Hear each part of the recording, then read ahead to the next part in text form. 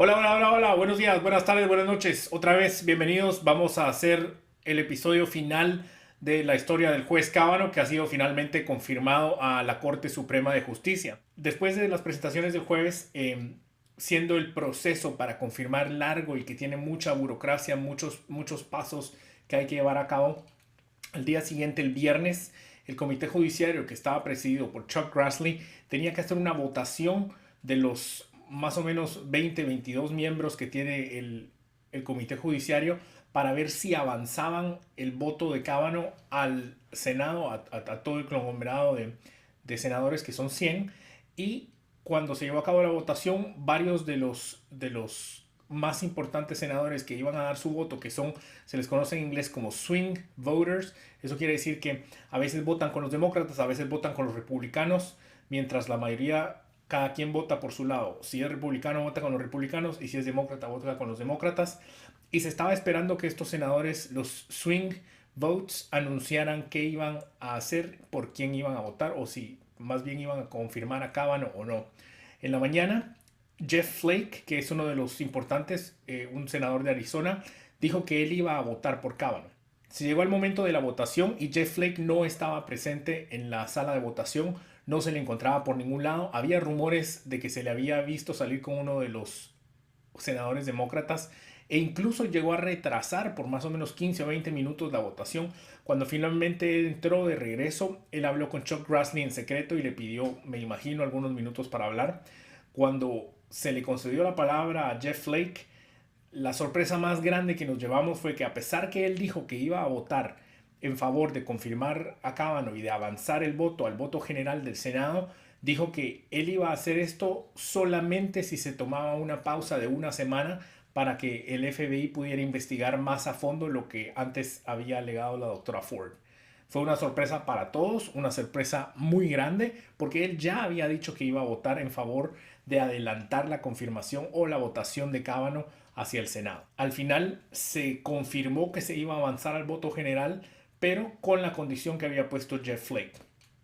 Por su lado, los senadores demócratas habían requerido que se hiciera una investigación un poco más exhaustiva y que se les diera tiempo para que el FBI volviera a hacer un reinicio o una reapertura de las investigaciones que se habían llevado a cabo acerca de Kavanaugh. Al haberse conseguido esto, pensamos que todo iba a correr su rumbo muy tranquilamente, y sin embargo vimos que empezaron a haber disturbios, manifestaciones muy severas en contra de Kavanaugh.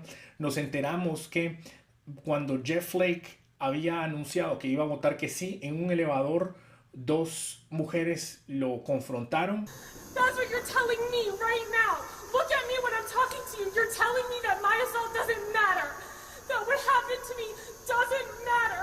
And that you're gonna let people who do these things into power. Aparentemente esto influyó a Jeff Flake y por eso pidió la extensión de más o menos una semana, y al final se vio el Senado forzado a extender porque necesitaban el voto de Jeff Flake para poder avanzar. Durante esta semana que se llevó a cabo la investigación del FBI, el FBI entrevistó a más o menos 9 testigos que habían sido propuestos por la doctora Ford. Sin embargo, la doctora Ford y el mismo juez Kavanaugh no fueron entrevistados, ya que habían dicho que ellos ya presentaron su testimonio juramentado ante el Senado y no era necesario indagar más. Nosotros ya habíamos hablado de Michael Avenatti y de cómo él había producido una testigo más, Julie Swetnick, que realmente ni siquiera fue tomada en cuenta porque sus acusaciones habían sido tan severas, tan fuera de proporción y hasta cierto punto tan ridículas e increíbles que fueron simplemente desechadas. Además de esto, se le hizo una entrevista en NBC a Julie Swetnick y enfrente de las cámaras ella fue incapaz de corroborar lo que ella había escrito y lo que había mandado al Senado como una juramentación. There are some differences between Swetnick's sworn statement last week and what she told us. In that statement, Swetnick said she became aware of efforts by Kavanaugh and his friend Mark Judge to spike punch at parties. In our interview, she said she saw them near the punch, but did not specifically say she saw either man spike it. In her declaration, Swetnick also wrote, "I also witnessed efforts by Mark Judge, Brett Kavanaugh, and others to cause girls to become inebriated and disoriented so they could then be gang raped in a side room or bedroom by a train of numerous boys." My body was violated. My soul was broken. You know what I'm going to ask. Everyone is wondering if one of those people was Brett Kavanaugh. I cannot specifically say that he was one of the ones who assaulted me. Esto creo que más vino a dañar su testimonio, no solamente el de ella, sino también el de la doctora Ford. Nosotros habíamos hablado la semana pasada y dijimos que si la doctora Ford hubiera sido la única que se hubiera presentado y no hubiera habido más alegaciones, sobre todo alegaciones que eran tan increíbles o tan difíciles de probar o improbables, que hubiera sido un caso mucho más fuerte el de la doctora Ford. Así que creo que Michael Avenatti, lejos de haber ayudado a la causa de los demócratas y la doctora Ford, más bien vino a dañar el testimonio que ella había presentado y a dañar la credibilidad del proceso de los demócratas. Así que Michael Avenatti, síganlo, ustedes pueden seguirlo viendo. Yo creo que él lo que está haciendo más que todo es utilizar cualquier método posible para darse más publicidad, para salir en televisión, para salir en los noticieros. Él, como dijimos antes, es el abogado de Stormy Daniels, que es la actriz pornográfica. Sin embargo, pasaron algunas cosas que son muy curiosas. Por un lado, apareció un exnovio de Julie Swetnick que vino a completamente minar todo lo que ella había dicho, además de la mala presentación que había tenido durante la entrevista de NBC y de las alegaciones que eran casi imposibles de creer que ella había hecho. Apareció un exnovio de ella y básicamente la pintó como una persona psicópata, mentirosa, que exageraba las cosas. Incluso llegó a decir que ella había amenazado a su familia, a su nueva esposa y al hijo que ella estaba, que iba a tener en ese momento. Ella estaba embarazada y que incluso llegó a amenazarlo y decirle que nunca iba a ver a su hijo. Entonces esto terminó de matar la credibilidad de Julie Swetnick y de Michael Avenatti, así que ellos ni siquiera fueron investigados por el FBI. Por otro lado, apareció también un exnovio de la doctora Ford, quien mencionó que habían vivido juntos durante 6 años y que él llegó a conocerla perfectamente bien. Él dijo que ella nunca había mencionado ni al juez Kavanaugh ni ninguna situación en la que ella hubiera sido abusada sexualmente. Parte de las cosas que él también dijo que desmentían mucha parte y muy importante del testimonio que ella había presentado fue que ella, en primer lugar, había vivido en un apartamento que tenía más o menos 500 pies cuadrados y que ella nunca se había quejado de claustrofobia en ningún momento, que era una parte muy importante de lo que ella declaró bajo juramento. La segunda cosa importante que él mencionó fue que ella nunca tuvo miedo a volar. Incluso él dice que mientras ellos vivían que estaban juntos y ella vivía en Hawái, que ellos hicieron un tour por todo Hawái en un avión muy pequeño, un avión de hélices, y que ella nunca mencionó siquiera que tenía miedo a volar, nunca le puso atención a eso. Así que eso también viene a contradecir lo que la doctora Ford había presentado en su testimonio.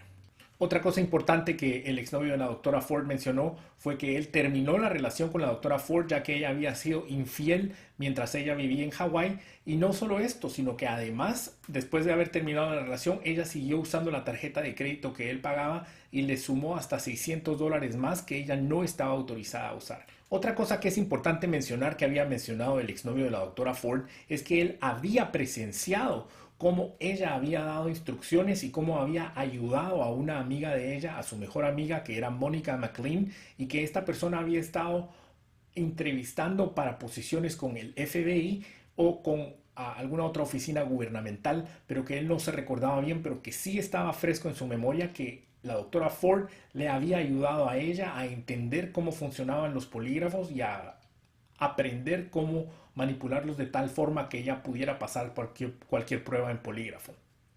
Por otro lado, también salieron algunos rumores que algunos compañeros de Brett Kavanaugh estaban diciendo que el testimonio de él no había sido verdadero, que ellos recordaban haberlo visto sumamente embriagado y que pensaban que no era posible que él recordara algunas de las noches en las que ellos habían estado con él habiendo bebido demasiado. Entonces estábamos por los dos lados con testigos que estaban saliendo de todos lados, que estaban desacreditando tanto a la doctora Ford como al juez Kavanaugh, y realmente no sabíamos cómo esto iba a terminar. Estaban poniéndose las cosas peor y peor cada día. Al final de cuentas, la investigación del FBI fue terminada y se mantuvo en secreto, presentándose solo a los senadores y al presidente y a la Casa Blanca. De lo poco que nos pudimos enterar es que ninguna de las personas que la doctora Ford había mencionado como testigos había corroborado nada de lo que ella había mencionado en su acusación. Los testimonios se mantuvieron de la misma forma.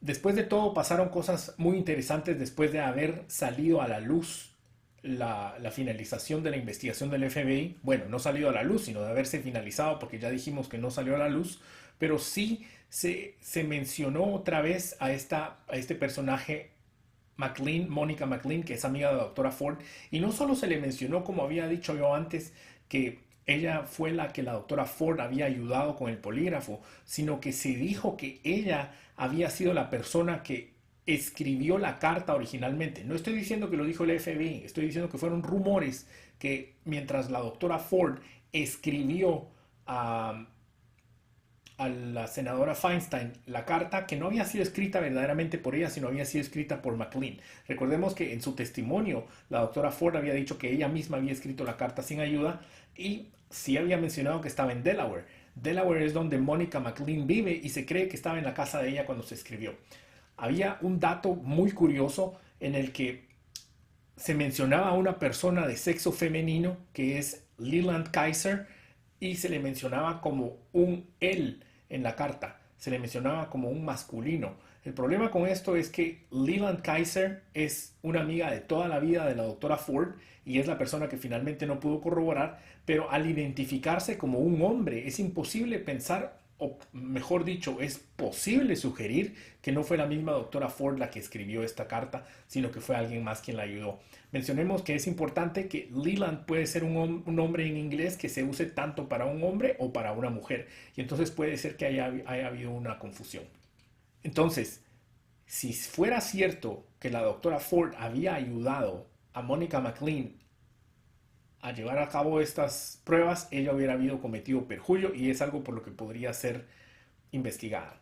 Habiendo salido a la luz el personaje de Mónica McLean como amiga de la doctora Ford, como alguien que posiblemente había escrito la carta a la senadora Feinstein y como la persona que había supuestamente sido ayudada por la doctora Ford hace muchos años para aprender a pasar el polígrafo, se mencionó que Leland Kaiser había estado recibiendo textos de Mónica McLean en el que ella la estaba, no sé si forzando, no creo que pueda forzarla, pero al menos que estaba sugiriéndole que debía de recordar que sí había sido Kavanaugh el que estaba presente durante la fiesta y que le había atacado. Así que creo que esto sí fue reportado al FBI, no tenemos prueba de eso, es más o menos lo que hemos oído simplemente, pero no hay evidencia suficiente de esto. Una vez habiendo sido liberado a la Casa Blanca y al Senado el informe del FBI, el presidente Trump empezó una semana de giras por todos los Estados Unidos, por varios estados. En la primera apertura que tuvo el presidente Trump cuando mencionó a la doctora Ford, hay algo que el presidente Trump hizo que me llamó mucho la atención y verdaderamente, yo voy a decir la verdad, yo pensé que había sido un error garrafal. How did you get home? I don't remember. How'd you get there? I don't remember. Where is the place? I don't remember. How many years ago was it? I don't know. I don't know. I don't know. I don't know. What neighborhood was it in? I don't know. Where's the house? I don't know. Upstairs, downstairs, where was it? I don't know. But I had one beer. That's the only thing I remember. And a man's life is in tatters. En este momento, la mayoría de los noticiarios y la mayoría de los medios empezaron a presentar al presidente Trump como un abusivo, como un burlón, como que no tenía respeto por las víctimas, por las mujeres, un sinnúmero de cosas. Ahora bien, y esto es algo que no se me ocurrió a mí, yo lo escuché de un comentarista americano de apellido Limbaugh, y él lo que dijo fue que Trump es un estratega genial, que nada de lo que él hace es por casualidad y que esto fue algo completamente planeado. Él no fue que se estuviera burlando de la doctora Ford, y él dice, él presentó la evidencia tal como ella lo dijo. Entonces, no entendíamos por qué, y lo que mencionó Rush Limbaugh es que la mayoría de los medios que están en contra de Trump no habían estado presentando las noticias de una manera honesta, ética, digamos, y completa, sino que habían estado presentando solo pequeñas porciones de lo que ella había declarado y nunca habían dado a conocer al público, nunca habían dado a entender verdaderamente que realmente no había prueba suficiente de que Kavanaugh hubiera atacado a la doctora Ford. Entonces, incluso después de la votación se le preguntó al presidente Trump por qué se había burlado de ella y él explicó: yo no me había burlado de ella, simplemente creo que es injusta la manera en la que estaban presentando la historia y al yo hacer este comentario empezaron a reportar que ella no había tenido suficientes datos, que ella no se recordaba casi de nada y que ninguno de los testigos podía corroborar su historia. Y entonces creo que fue una maniobra, obviamente a posteriori, creo que fue una maniobra muy astuta en la que el presidente Trump logró nivelar el campo de juego, digamos, y logró que se empezara a mencionar todos los agujeros que había en la historia de la doctora Ford. Los medios, por su parte, creo que no tuvieron la suficiente astucia de detectar lo que estaba haciendo el presidente Trump y simplemente empezaron a atacarlo y atacarlo y atacarlo por lo que él había mencionado, sin darse cuenta que ellos mismos estaban difundiendo la noticia que no habían querido difundir antes. Entonces creo que esto fue un estratagema perfecto del presidente Trump y creo que ese fue uno de los momentos en el que se le dieron vuelta las cosas y por las cuales el juez Kavanaugh terminó siendo confirmado. Al final de todo esto se cerraron los debates en el piso del Senado. Mitch McConnell llamó finalmente a que se hiciera la votación. Después de que él cierra los debates, se necesitan por lo menos de 30 horas más en los que no se puede hacer la votación y esto nos llevó hasta el sábado. Por el momento no sabíamos bien los swing votes, cómo iban a ser. Ya dijimos, el senador de Arizona, Jeff Flake, había votado que sí con la condición que se abriera la investigación que se realizó al final, pero no sabíamos aún cómo iban a votar la senadora Murkowski de Alaska, la senadora Susan Collins de Maine y el senador de West Virginia, el demócrata Joe Manchin, que es también un swing vote. Al final de todo, Jeff Flake votó que sí, Manchin votó que sí. No es tan sorprendente porque él está en West Virginia, que es un estado que fue ganado por Trump por muchos puntos y que tiene muchos republicanos, y él está ahorita, si bien está todavía arriba para las elecciones de noviembre, parece que su contrincante está cerrando la brecha que hay entre ellos dos, así que es lógico que él haya votado que sí. De hecho, yo creía que él iba a votar que sí desde antes. La que me sorprendió fue la senadora Murkowski de Alaska, que votó que no, ya que Alaska es un lugar sumamente republicano y no entiendo todavía, si bien él iba a ser confirmado de cualquier manera y ella lo sabía, no entiendo la razón por la que votó que no. Se fue en contra de la corriente, se fue en contra de todos, incluso el presidente Trump dijo que él no cree que ella pueda salvar su carrera política, ya que viene de un estado muy republicano y pareciera ser que no va a ser elegida. Y la que cerró con broche de oro fue la senadora Susan Collins. Susan Collins, que es de Maine, que es un estado más demócrata que republicano, hizo una presentación objetiva, honesta, clara y directa, donde ella analizó toda la evidencia que se había presentado o que no se había presentado y explicó por qué ella no tenía suficiente información para poder decir que Kavanaugh había cometido un crimen y que había asaltado sexualmente a la doctora Ford y por esto no era justo dejar de nominarlo, ya que él estaba bastante calificado. Así que ella, con este gran discurso, hay muchos de los republicanos que la están halagando y que están diciendo que este fue el punto de quiebre en cuanto a las votaciones. Sin embargo, yo les dije, Rush Limbaugh presentó esta idea de que fue cuando Trump hizo los comentarios acerca de la doctora Ford y creo que ambos puntos fueron muy importantes. Llegó el sábado y finalmente se dieron las votaciones. El voto final estuvo afectado porque uno de los senadores, el senador de Montana, su hija se estaba casando y él dijo que no iba a poder ir, que tenía que entregar a su hija, la mano de su hija, y entonces él no se presentó, pero la senadora Murkowski retiró su voto. Ella dijo que para ser justa, que su compañero no había podido estar ahí y que entonces iba a emparejar su votación o su voto, perdón, el de él que no estaba, que hubiera votado que sí, con el de ella que era un no, y entonces al retirarlos los dos se eliminan los dos votos. Al final la votación fue 50-48 y se confirmó al juez Kavanaugh, que ahora, como se diría en inglés, es Justice Kavanaugh. Yo les agradezco muchísimo por haber estado con nosotros durante todo esto. Fue una semana o un par de semanas muy intensas Incluso después de la presentación de Kavanaugh y de su juramentación, ha habido manifestaciones muy severas en Washington y en otras ciudades de Estados Unidos, y estamos incluso oyendo que algunos congresistas como Nancy Pelosi, que cree que va a ser la representante de la mayoría después de las elecciones, dice que ella quiere investigar, indagar más, buscar más información con el FBI e incluso llegar a destituir a Justice Kavanaugh si es que encuentran algo más. Al final no sabemos bien si este capítulo está completamente cerrado. Esperemos que sí, por el bien no de los republicanos, sino por el bien de la población y por el bien del sistema político, que está bastante desgastado ya, y que este tipo de situaciones no le traen ningún beneficio, creo, ni a los políticos, ni al pueblo,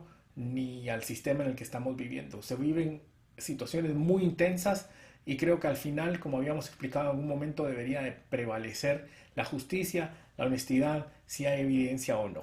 Vamos a seguir hablando de muchos temas más. Muchas gracias.